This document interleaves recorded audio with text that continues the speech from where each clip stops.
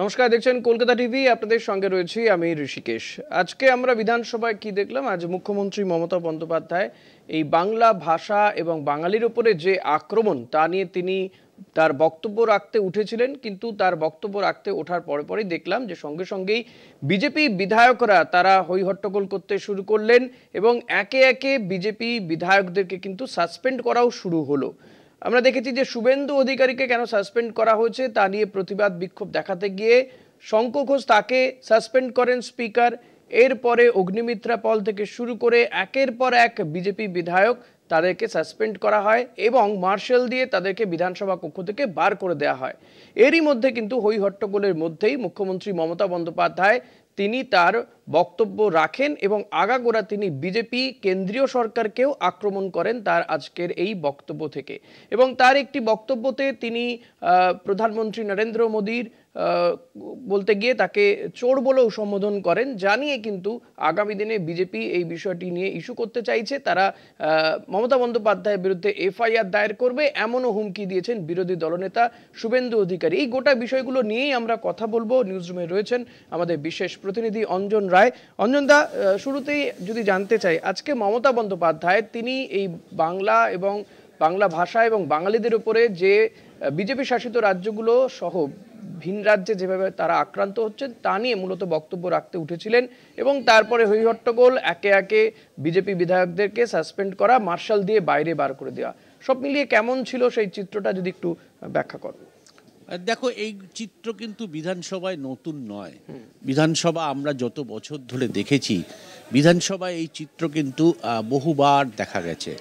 আজকে যে চিত্রটা দেখা গেছে, যে মুখ্যমন্ত্রী বারবার বলতে চেষ্টা করেছেন, বিরোধীরা বারবার বাধা দিয়েছেন, মুখ্যমন্ত্রী বসে পড়েছেন, শাসক দলের লোকরা চিৎকার করেছে, তারা বিরোধীদেরকে দিকে ধেয়ে গেছে, বারবার স্পিকার বলেছে যে সদনের নিয়ম মানুন। তারপর কোনো কোনো ক্ষেত্রে দেখা গেছে যে শঙ্কর ঘোষ, যিনি বিজেপির বিধায়ক, তাকে মার্শাল দিয়ে বাইরে বার করে দেওয়া হয়েছে, তিনি আহত হয়েছেন। এই যে পর্বগুলো, এই পর্বগুলো কিন্তু বিধানসভায় বহু আগে দেখা গেছে। তুমি যদি বলো, আমার মনে আছে রাজ্যপালের বিধানসভায় গেছে অধিবেশন শুরু করতে, তখন কংগ্রেস পার্টি ছিল, সুব্রত মুখার্জি রাজ্যপালের গাড়ির উপরে উঠে পড়েছে, নেচেছে। এই চিত্রও দেখা গেছে। আবার জ্যোতি বসু বলতে উঠেছেন, সুব্রত মুখার্জি এবং সুনীতি চট্টরাজ তখন তোমার বোলপুরের বিধায়ক ছিলেন কংগ্রেসের, বারবার জ্যোতি বসুকে বাধা দিচ্ছেন, জ্যোতি বসু বসে পড়েছেন। এইরকম অনেক চিত্র দেখা গেছে। আবার বিধানসভা বলো যদি ভাঙচুরের চিত্র, এই ভাঙচুরের চিত্র আমরা বিধানসভায় দেখেছি। বিধানসভার আসবাবপত্র ভাঙচুর, বিক্ষোভ এবং সেই আসবাবপত্র ভাঙচুরের জন্য বিধানসভার অধিবেশন বন্ধ হয়ে যাওয়া। তারপর 7 দিন ধরে রাজ্যের মানুষকে, রাজ্যের সেই সময় তৃণমূল বিরোধী দল ছিল, বিরোধী দলের কি কীর্তি তা দেখানোর জন্য কার্যত একটা এক্সিবিশন করা। আবার 2011-র পর যখন সূর্যকান্ত মিশ্র বিরোধী দলের নেতা, তখন আমরা দেখেছি সূর্যকান্ত মিশ্র তারপরে মন্ত্রী ছিলেন, ঝাড়খণ্ড থেকে বাম আমলে নির্বাচিত হয়েছিলেন, তাদের গায়ে হাত দেওয়া, তাদের চুলের মুঠি ধরে টানা। বিধানসভায় এগুলো হয়ে থাকে। কিন্তু আজকের ফিকশনের মধ্যে যে জিনিসটা খুব নতুন লাগলো, সেটা হচ্ছে মুখ্যমন্ত্রীকে নিচে নেমে এসে শাসক দলকে সামলাতে হলো।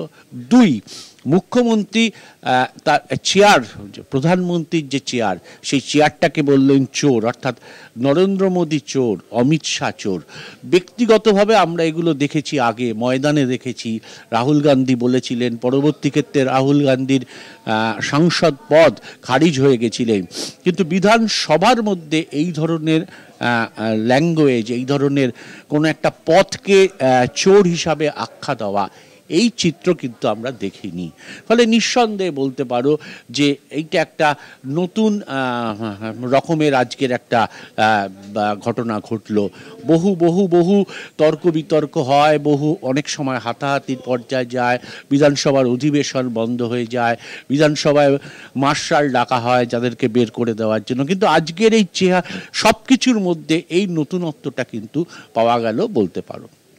একদমই অজন্তা, আর একটা বিষয়, আমরা এই যে বাদল অধিবেশনের লোকসভা দেখেছিলাম, সেখানে কিন্তু লোকসভার বাদল অধিবেশনে আমরা দেখেছি যে প্রধানমন্ত্রী নরেন্দ্র মোদী এবং অমিত শাহ তাদেরকে উদ্দেশ্য করে বলা হচ্ছে যে ভোট চোর গদি চোর, এই স্লোগান উঠছে যখন প্রধানমন্ত্রী ঢুকছেন লোকসভার অন্দরে। আজকে বিধানসভাতে তেমনই অনেকটা তেমনই হই হট্টগোল, চোর পাল্টা চোর স্লোগান এইগুলো দেখা গেল। কোথাও গিয়ে কি এই লোকসভার আঁচ বিধানসভাতেও এসে পড়ছে? দেখো, তুমি যেটা বলছো যে বিধানসভাকে আমরা বলি, লোকসভাকে আমরা বলি যে মূলত বিরোধীদের জন্য। কেন বলি?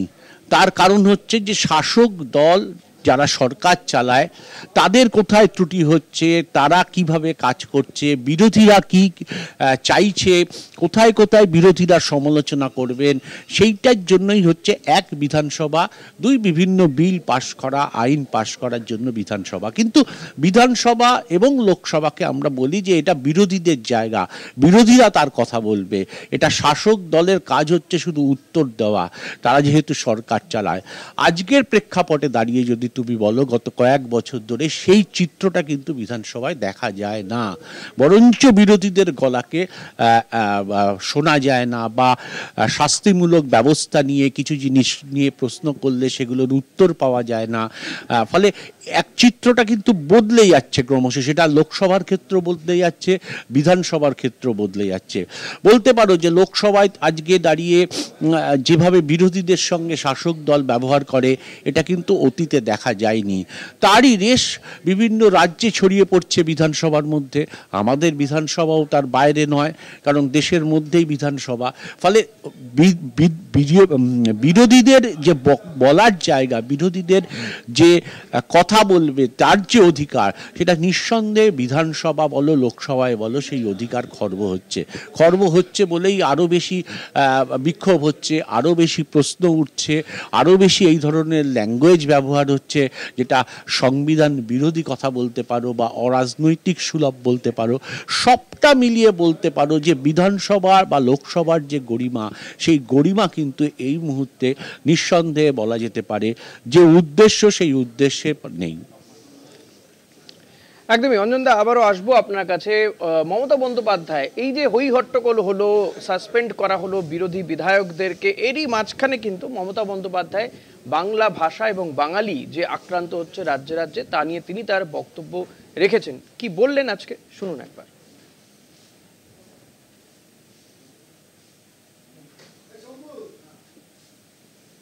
মধ্যেই যাবেন, তখন কোথায় যাবেন?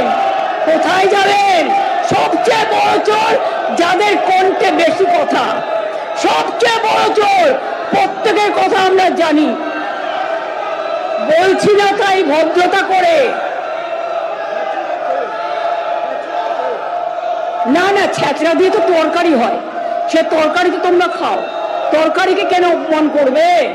ছেঁচড়া কথাটাকে আমরা ভালোবাসি, বাংলার লোকেরা আমরা ছেঁচড়াকে ভালোবাসি।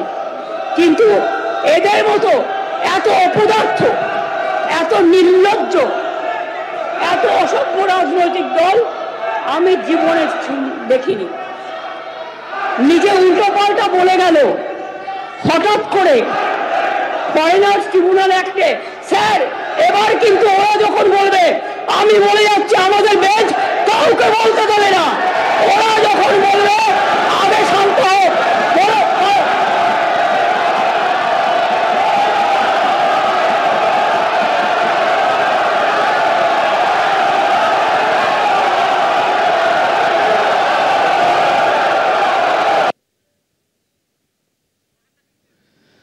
আপনারা শুনলেন, একই জিনিস আমি পার্লামেন্টে দেখেছি, আমাদের এমএলএদের এমপিদের গায়ে হাত তোলা হয়েছে, সিআইএসএফ ঢোকানো হয়েছে, বিএসএফ ঢোকানো হয়েছে, আমাদের লোকেদের মারা হয়েছে।